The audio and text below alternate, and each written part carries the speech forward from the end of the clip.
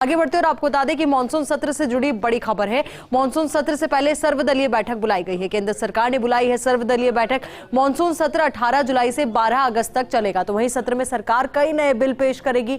Meeting में पहुंचे हैं केंद्रीय मंत्री राजनाथ सिंह, प्रहलाद जोशी समेत कई दिग्गज पहुंचे हैं। और आपको बता दें कि अपने आप में बेहद महत्वपूर्ण ये मीटिंग रहने वाली है, क्योंकि कोशिश और कवायद यही है इस सर्वदलीय मीटिंग के माध्यम से कि जब सदन की कार्यवाही जारी रहे उस दौरान हंगामा कम से कम हो और कार्यवाही पर फोकस सबसे ज्यादा हो, आम लोगों के मुद्दे सबसे ज्यादा उठाए जाए। तो वहीं आपको बता दें कि कई ऐसे शब्द भी पहले ही बता दिए गए हैं सभी को, जिनका उपयोग वो नहीं कर सकते हैं। असंसदीय शब्द की सूची भी उन तक पहुंचा दी गई है, तो उनको लेकर भी खास हिदायत दी जाएगी। तो ऐसे में ये बैठक बहुत ज्यादा महत्वपूर्ण भी हो जाती है, बहुत ज्यादा जरूरी भी हो जाती है, क्योंकि एक एक मिनट कार्यवाही का बहुत ज्यादा इंपॉर्टेंट होता है। और यही वजह कि यहाँ पर कोशिश और कवायद रहेगी सभी को समझाने की कि माफ कीजिएगा, जब सदन की कार्रवाई चले तो उस दौरान हंगामा कम से कम और कार्रवाई पर फोकस ज्यादा से ज्यादा, आम लोगों के मुद्दे सबसे ज्यादा उठाए जाएं। हालांकि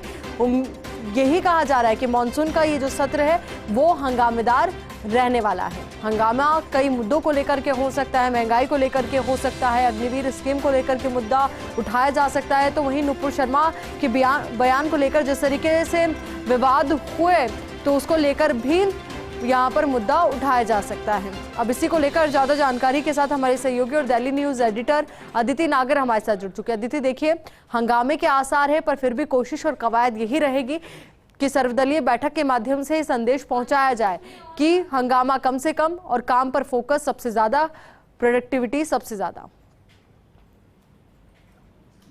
देखिए, मानसून सत्र से पहले आज केंद्र सरकार ने सर्वदलीय बैठक बुलाई और प्रधानमंत्री मोदी भी इस बैठक में रहेंगे। और बैठक का मेन एजेंडा यही होगा कि संसद के इस मानसून सत्र को कितने बेहतर तरीके से चलाया जाए।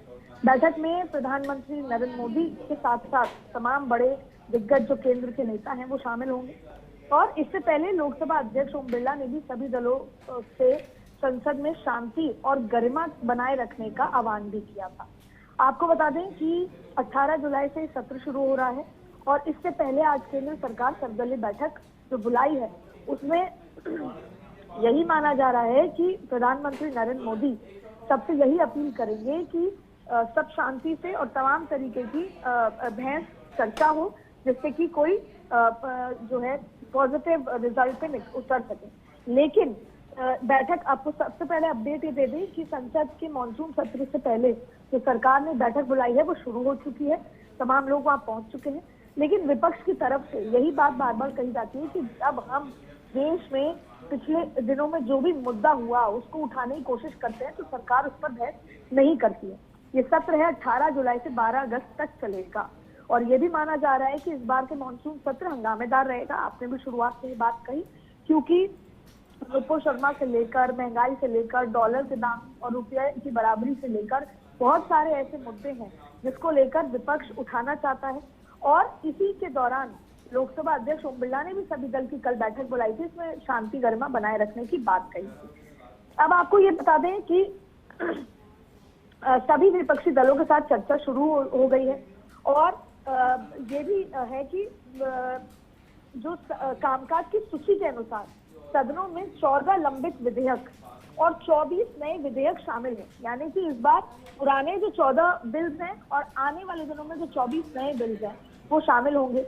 लोकसभा अध्यक्ष ने भी सभी को ये जानकारी दी और कहा कि 18 बैठक होंगी, कुल 108 घंटे का ये समय होगा जब पूरा सत्र चलने वाला है और करीब 62 घंटे सरकारी कामकाज के लिए होंगे और बचा हुआ समय प्रश्नकाल, शून्यकाल और गैर सरकारी कामों के लिए होगा।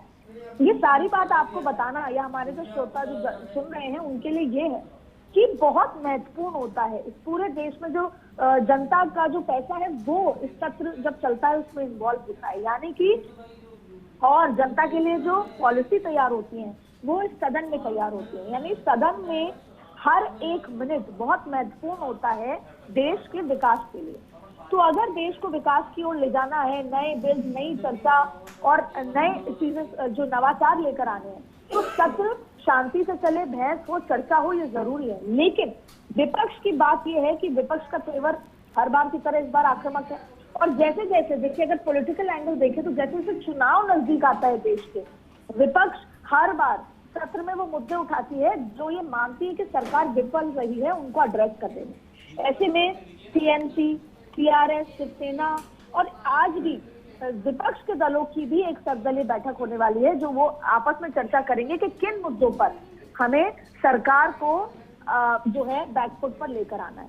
अब ये देखना होगा कि सर्वदलीय बैठक हो गई है, जो कि एक प्रोसेस है, हमेशा होती है, लेकिन इसके बाद क्या सदन किस तरीके से चल पाएगा, क्या कुछ होने वाला है और सहयोग मिलता है विपक्ष की तरफ से, और जितने बिल और जितने पेंडिंग बिल हैं वो कितने टेबल किए जाते हैं, चर्चा कितनी होती है।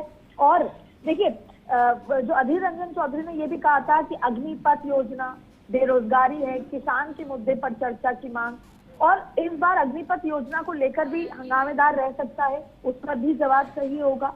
ऐसे में क्या कुछ निकल कर आता है। मॉनसून सत्र वैसे ही छोटा होता है, कुल 18 बैठकें होती हैं, तो उसमें कितना प्रोडक्टिव रह सकता है उसकी तैयारी पहले ओम बिरला ने की, अब नरेंद्र मोदी भी अपील करेंगे, लेकिन कल से शुरू होने वाला सत्र कितना प्रोडक्टिव होता है तो आने वाला समय ही बताएगा, अगला 1 महीना।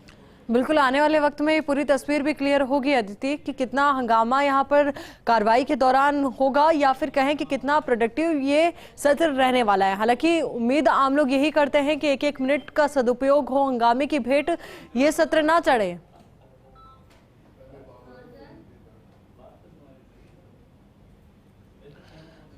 चलिए अदिति, बहुत बहुत शुक्रिया आपका हमारे साथ जुड़ने के लिए, पूरी बातचीत के लिए। तो ये कार्रवाई की तस्वीरें जरा आप देखिए। आपको बता दें कि बैठक इस वक्त चल रही है और बैठक के दौरान ये अपील की जा रही है सभी से कि हंगामा कम से कम हो, काम पर फोकस सबसे ज़्यादा हो, आम लोगों के मुद्दे सबसे ज़्यादा उठाए जाए, चर्चा हो, बहस हो, पर हंगामा कम से कम हो।